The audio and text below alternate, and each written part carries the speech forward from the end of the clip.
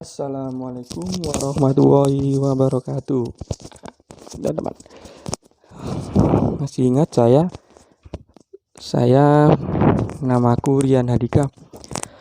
Di sini aku akan menjelaskan tentang mekanisme pembelaan ego. Nah, teman-teman sebelumnya apakah teman-teman tahu ya, apa yang dinamakan ego? Ego sendiri merupakan bagian dalam diri kita yang tidak bisa terpisahkan. Ego cenderung sebuah cara kita dalam menepis suatu penyangkalan. Katakanlah kita disalahkan oleh orang lain, tetapi kita membela diri kita sendiri. Itu yang dinamakan ego. Jadi gampangnya gitu teman-teman. Ego, apa itu ego? Tapi ego sendiri ada sisi baiknya teman-teman. Ego sendiri baiknya yaitu dapat melunakkan kegagalan, menangkis perasaan bersalah dan menghilangkan kecemasan yang ada pada diri kita sendiri. Itu.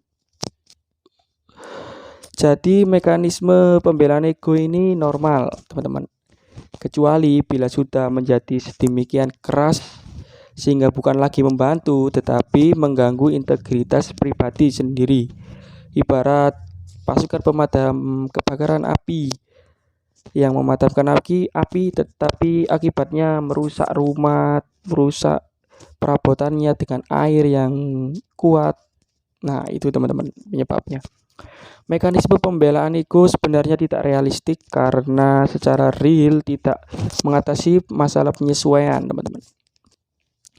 Tidak seperti reaksi yang berorientasi pada tugas tetapi mengandung banyak unsur penipuan pada diri sendiri dan distorsi realitas karena itu mempunyai kelemahan dan dapat mempunyai akibat sendiri. Lalu apa saja yang termasuk dalam pembelaan ego? Pembelaan ego yang pertama yaitu fantasi, teman-teman. Apa itu fantasi? Fantasi adalah suatu keinginan yang melekat pada diri seseorang. Semisal kita berkeinginan untuk menjadi juara, tetapi tidak bisa tersampaikan alias gagal, dan kita berangan-angan terus membayangkan bahwa kita itu berhasil, bahwa kita itu mampu menjadi juara. Di sini letak ketidakmampuan diri kita dalam menerima kenyataan. Nah, itu gampangnya teman-teman.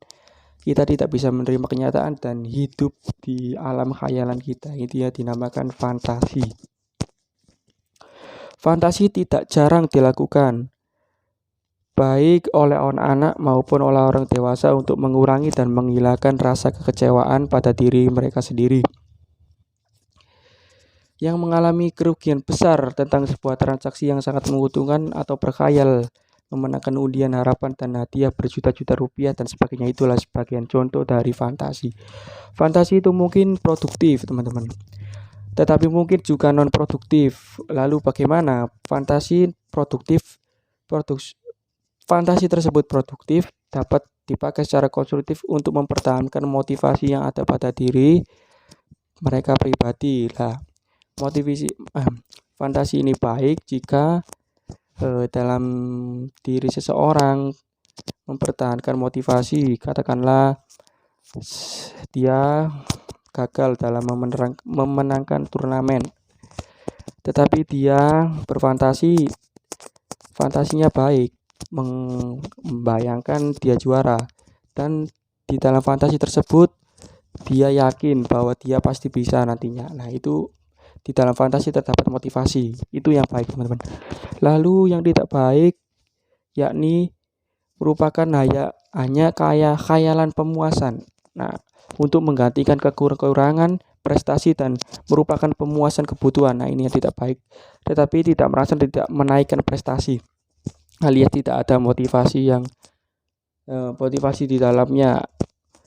Katakanlah ya, kita ambil contoh seorang yang ingin memenangkan turnamen. Nah, dia berfantasi tetapi dia tidak ada motivasi lagi pada diri sendiri dan terus berkhayal. dengan perasaan kosong ya teman-teman, hidup di alam khayalannya. Itu yang tidak baik, yang berlebihan. Secara tidak langsung tidak bisa menerima suatu kenyataan, yakni gagal. Tetapi jika kita masih memiliki motivasi pada diri kita sendiri, berkhayal tetapi juga memiliki motivasi dan terus mencoba, nah itu yang baik teman-teman. Itulah motif yang dinamakan dengan fantasi. Yang kedua ada rasionalisasi. Nah, rasionalisasi yaitu berusaha untuk membuktikan bahwa perbuatan rasional tetapi sebenarnya tidak baik. Supaya apa? Supaya dia itu dibenarkan dan diterima suatu pendapatnya. Misalnya tidak dapat bermain bulu tangkis, dia itu menolak. Dia itu menolak dan berargumen bahwa badannya kurang enak. Nah, sebenarnya bahwa dia tidak bisa badminton, tetapi alasannya itu tidak logis. Itu ya dinamakan rasionalisasi, yaitu berusaha untuk membuktikan bahwa dia mampu, tetapi hasilnya tidak mampu. Jadi rasionalisasi itu mempunyai dua segi pembelaan, yakni yang pertama membantu kita membenarkan yang kita lakukan dan yang kita percaya. Dan yang kedua menolong kita melunakkan rasa kekecewaan kita bahwa kita tidak bisa. Nah, itu sebagai mekanisme pembelaan diri dari rasionalisasi. Yakni tanda-tanda rasionalisasi diantaranya yaitu yang pertama selalu mencari alasan untuk membenarkan perbuatannya atau kepercayaannya. Yang kedua tidak sanggup menghadapi hal-hal yang tidak tetap atau yang bertentangan dan menjadi bingung atau marah bila alasannya diragukan oleh orang lain.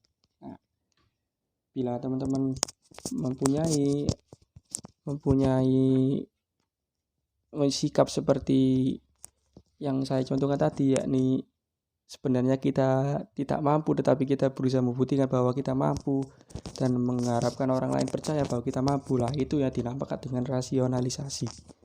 Sebuah pembelaan ego, sebuah pembelaan diri. Lalu yang ketiga identifikasi, yakni menambah rasa harga diri dengan menyamakan dirinya dengan orang atau hal yang dikagumi.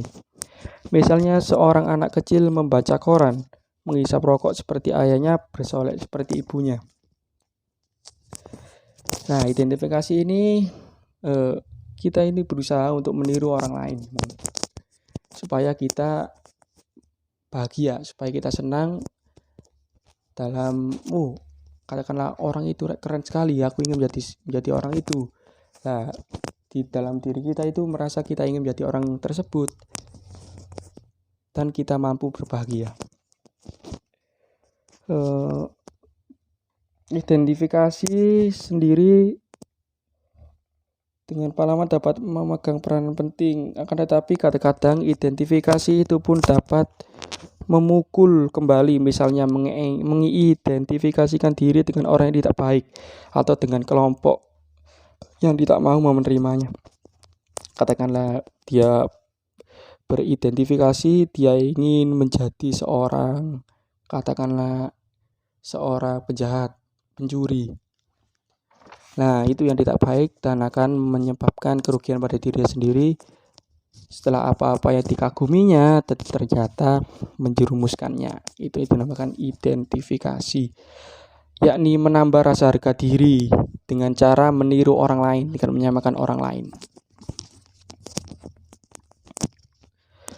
Lalu yang keempat ada represi.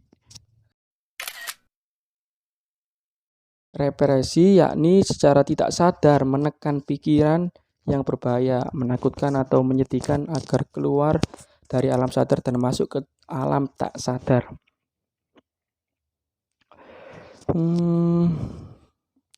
Represi ini seperti halnya contohnya ketika kita berangan-angan atau berlelucon dengan keseleo, rasa salah dan rasa cemas Yang sama-sama mungkin juga menjadi petunjuk adanya represi yang total. Represi merupakan mekanisme pembelaan ego yang penting dalam perkembangan neurosis menurut Freud dan sering dipakai bersama mekanisme lain. Seperti juga contohnya seorang pemuda melihat kematian temannya waktu kecelakaan dan kemudian lupa tentang kejadian itu atau lupa seperti ini dinamakan amnesia psikogenik. Itu yang agak ribet, teman-teman. Jadi represi sendiri adalah secara tidak sadar menekan pikiran yang berbahaya, menakutkan, atau menyedihkan agar keluar dari alam sadar dan masuk ke alam tak sadar.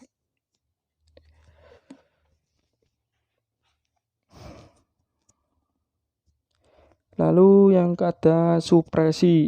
Nah,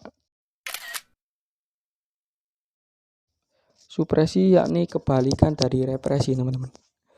Supresi ini kondisi individu yang secara sadar menolak pikirannya keluar dari alam sadarnya dan memikirkan hal yang lain.